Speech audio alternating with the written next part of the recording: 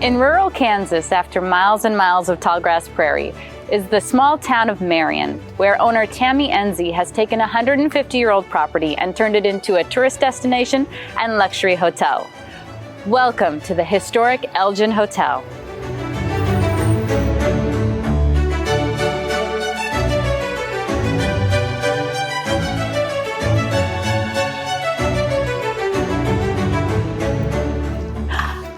Jennifer! Hello, Brandy. Oh my gosh. Welcome to the Elgin. So good to see you. What a beautiful hotel. Thank you so much. I mean, I saw photos, but they did not do justice. And they never do. You have to walk in her door and see her. Gorgeous and grand. Thank you. Thank you. So please tell me about this hotel. Tell me about the Elgin. She was built in 1886. Okay. Her grand opening was on September 15th. Okay. Case and Billings are the ones who actually purchased the property for a mere $20. Wow. Yes. So they wanted to erect this grand hotel. They looked for outsiders to come in and help with the money. No one took them up on it. So the townspeople of Marion are the ones who helped build the Elgin.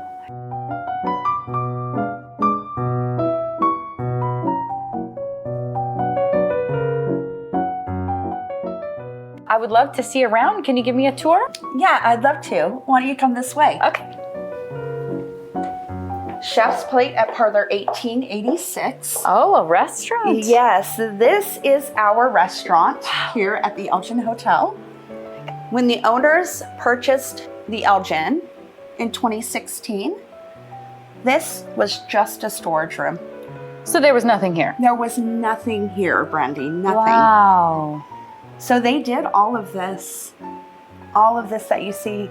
Now, how long did this process take to put this all together? It took several years. Okay. To put this together. And one of the greatest things is that when the Elgin first opened in September of 1886, they had oysters on the menu. Oh. We have oysters on the menu today. That's so great. Yes. Is that amazing? That is amazing. Wow. We offer our guests breakfast in the restaurant on Saturdays and Sunday mornings. Okay. Yep. And then the restaurant itself is open for dinner on Thursday, Friday, and Saturday. Okay. Thursday's more of our happy hour kind of menu, a little bit laid back. So that's from 5 to 8. Wow. And on Friday and Saturdays, you get our elevated ribeyes and salmon. Wow. Yes.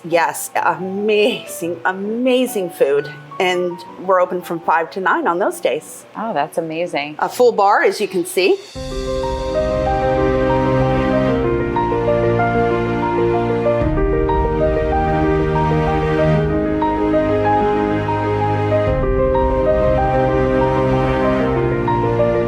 And people come here to celebrate their anniversaries and birthdays, and you can come here and you can rent all the rooms on the floor, use the kitchens, and have your family Christmas. Wow. Yes, so we go from that small to weddings, 75 people, reunions. So we just kind of run it. And what's great about a wedding is if you did a small wedding, the guests can all stay here, right? Yes, ma'am. Yes, ma'am. They can rent all 12 suites. And then that means that your family is just all together for your special event. Wow. Yes. That's such a great idea. Thank you. We love it. Yeah. So I'd love to see some of the rooms. Can you take me through? Absolutely. Follow me this way and we'll go on upstairs.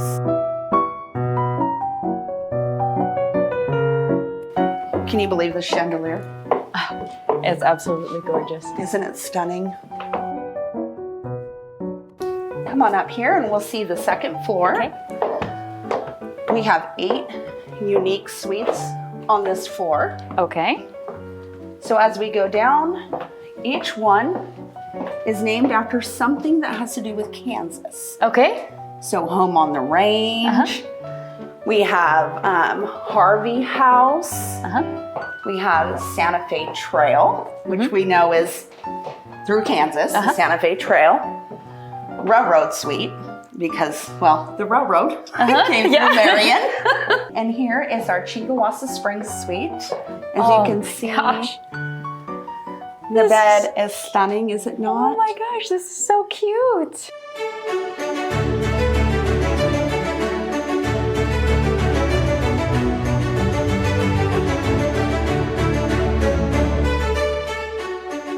So it has everything in here as that we do packages. So you can get a romance package that has the candles, the chocolates from Sweet Granadas, champagne on ice. Oof. I know. You guys really do it up. We do, we do.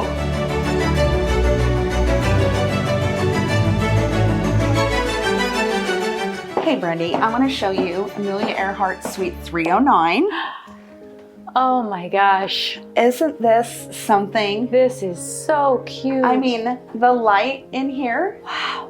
I mean, so airy, so light, so beautiful. So Amelia Earhart, she was born in Atchison, Kansas. Okay. So she was actually born in a bedroom at her grandparents' farm. Really? Yes. Wow. Yes, and she lived there until she was 12 years old. And then her family moved to Chicago, and then that's when she left Kansas. And then that's when her story ends for Kansas. Wow. Yeah. And how far is that from here? Atchison is about 45 minutes from here.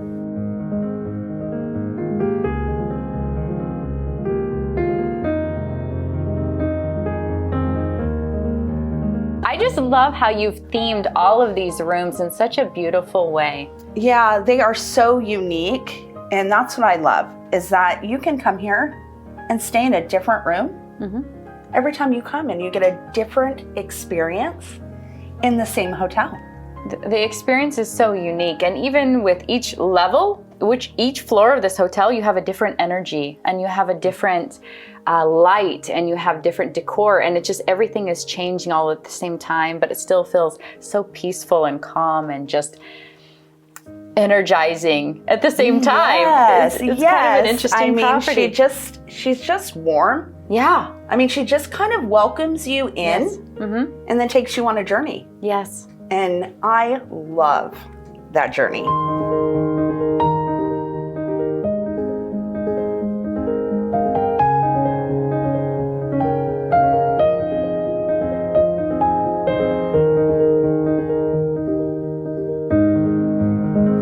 If you want to come on in here, Brandy, this Oh my gosh. is Suite 312, Oh the my Elgin gosh. Memoir Suite. This is beautiful.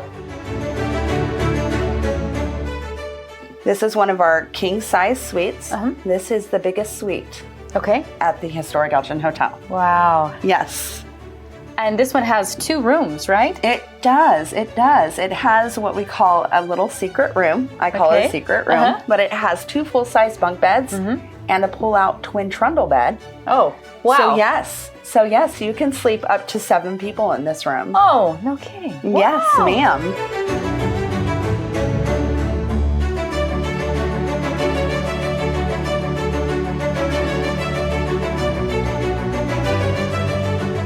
The best part of this room, you have to see that bathroom, Brandy. Okay, I want to see You it. have to see the bathroom. Okay, take me there. It's the bathroom. Oh my gosh. I know. This is stunning. It has a walk-in shower, Oh my gosh. clawfoot tub, double Wow. vanity. Look at those shower heads. I know. Oh my- I know. You can get lost in that shower for hours. Wow. And the floors are just so beautiful. And they're heated. What? Yes. Yep. You can turn them right on and your tootsies never my get gosh. cold. I No. know. That's amazing. I love the clawfoot tub. Isn't that amazing? I mean, in the chandelier above a clawfoot tub, I mean, can you say perfection. luxury? Yes, absolutely. Every detail about this property, from the linens, the soaps, the shampoos, everything. I mean, such attention to detail. Nothing was spared. I love this property so much. Thank you, Brandy. So much. I am so glad that you brought me here. This is absolutely beautiful. For a historic property to have such luxury is truly a rare find. When we come back, more with Hotel Incredible.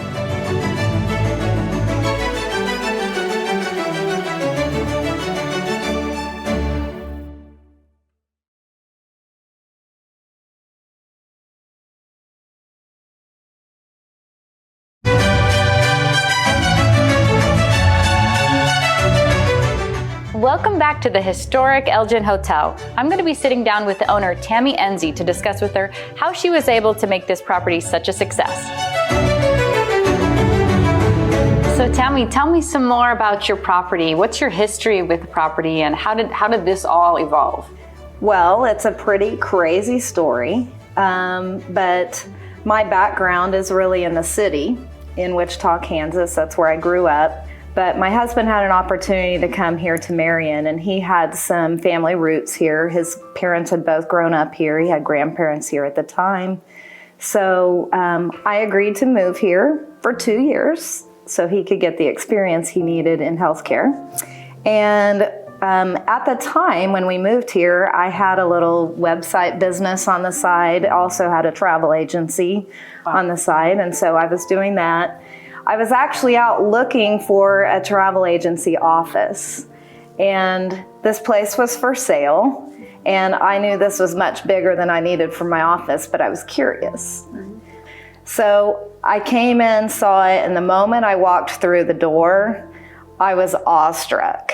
I could not believe this place was here in Marion, Kansas, town of 1900, and it just looked like something that would be in Italy or New York. And I thought, wow, why is this not open to the public? So it instantly became my vision to return it to its original purpose, which was a hotel. And I wanted to talk to you about, because some of these things that you have the restaurant, you have the bar, and again, on that topic of small town, how do you keep and retain good staff? How are you able to offer those things here? And what has been your process in that? Well, it's been a long process with the restaurant specifically, but my key for retaining people is treat people like you want to be treated. You know, when we bring people in, of course, you're always looking at what's the market salary for this position. But I talk to people and get an understanding of, okay, where are you at now? Where are you trying to get to? What do you need to make you feel comfortable? And so we try to meet that. You know, sometimes we might have to pay a little bit more for that, but not having that turnover, we're saving ourselves a lot of money.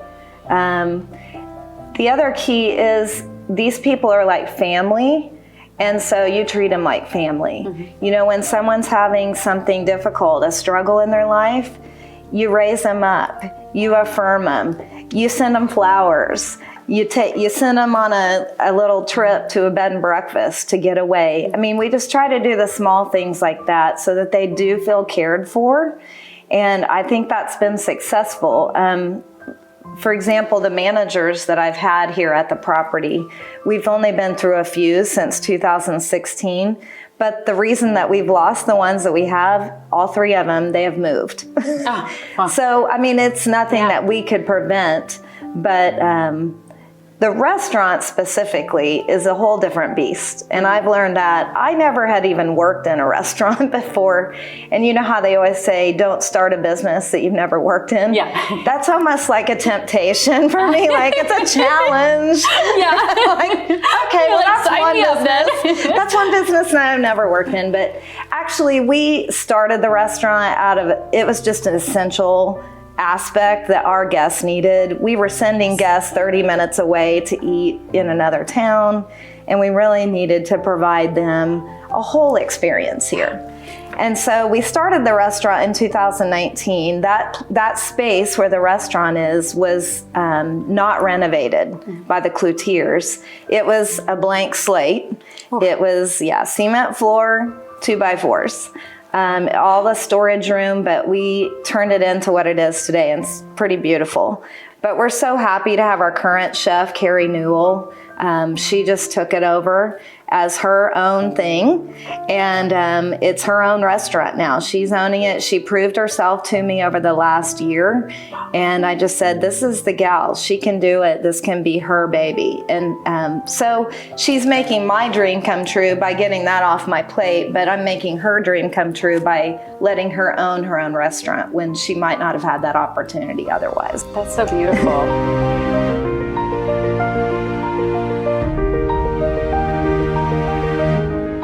Don't go anywhere. When we come back, more with Tammy Enzi at the historic Elgin Hotel. You won't want to miss it.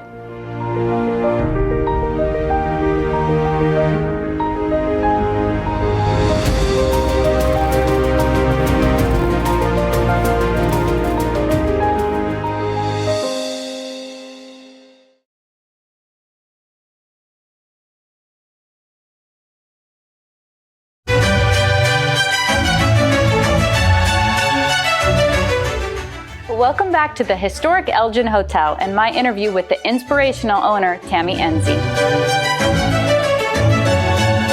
I'm curious from the finance side. Okay, so you purchased the property, it had some renovations. Obviously, you had to do a lot of other work too. So for people who are interested in getting started or to do this on their own, did you get funding for that? Did you have money for that? What was your process to kind of tie everything together? No, I had very little money to start with. I actually asked my 90-year-old grandpa to borrow the amount of money that I needed for my part of the loan. And then I went and got a loan from a local bank for the rest of it. So Tampa State Bank, our local bank, said, "We like your vision. We think you know what you're doing. And we'll loan you the money." So we went forward with that, and I've had the banker tell me, he said, "I've never had someone so closely and accurately project sales and expenses." And I was astounded at that because obviously I didn't have that experience, but I did a lot of research, a lot of due diligence, because I didn't want to step into this and fail. So that's where we started. We're 6.5 years into it, and really that's due to my learning of how to write grants.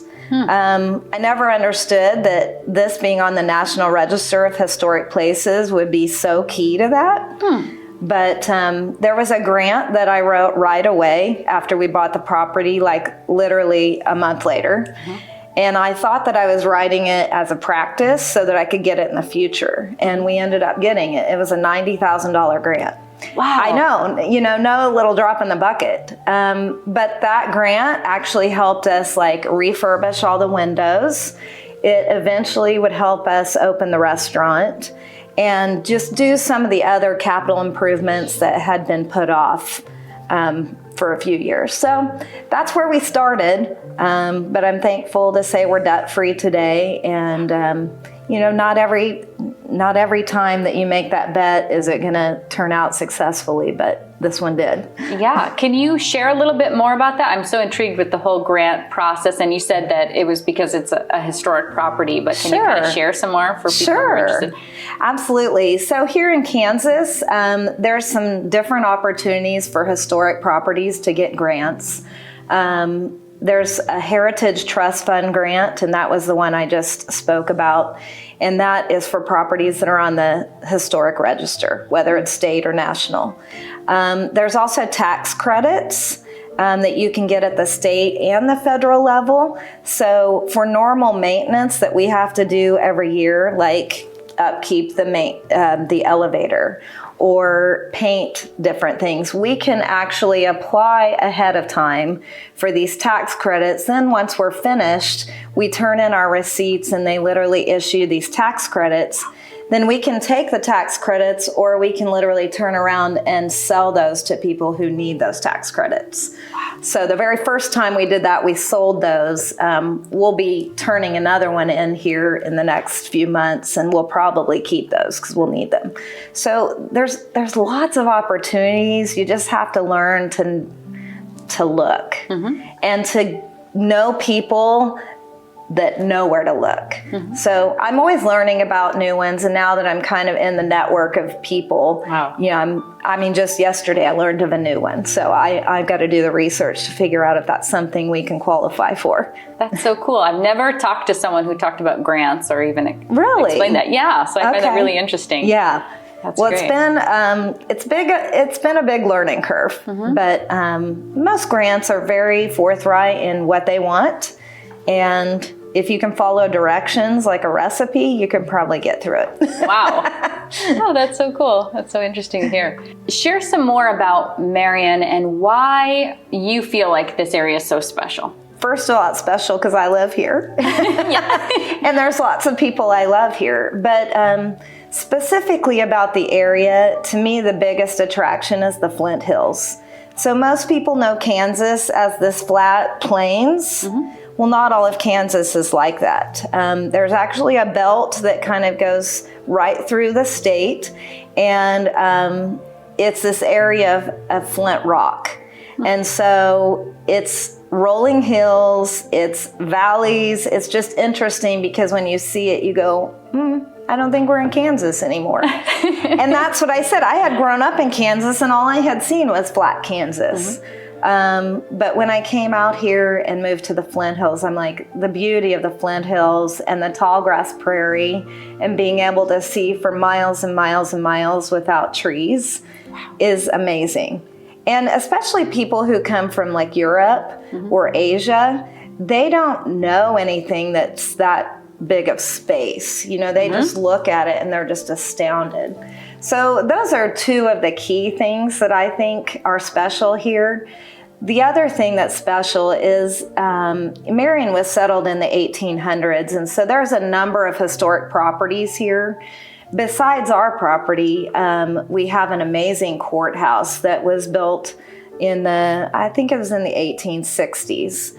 But we also have a Santa Fe depot that was turned into a library. It's quite amazing. So right now we're actually, we just hired a contractor that's going to do historic tours.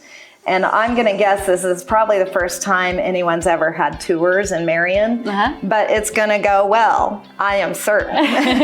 Well, I am so inspired by you and your vision and to be a dreamer, to be a visionary, to be someone who sees something when something isn't there yet and knowing and feeling that in your gut that it can be something beautiful. I just have so much respect for you. Thank you. And I just thank you so much for taking the time to sit down with me and go over all of this, because this is such a beautiful property and what you built here is something incredible. So thank you so much, Brandy. for your time. Yeah. I'm just delighted to have you here and I'm glad you've enjoyed your stay. It's absolutely stunning.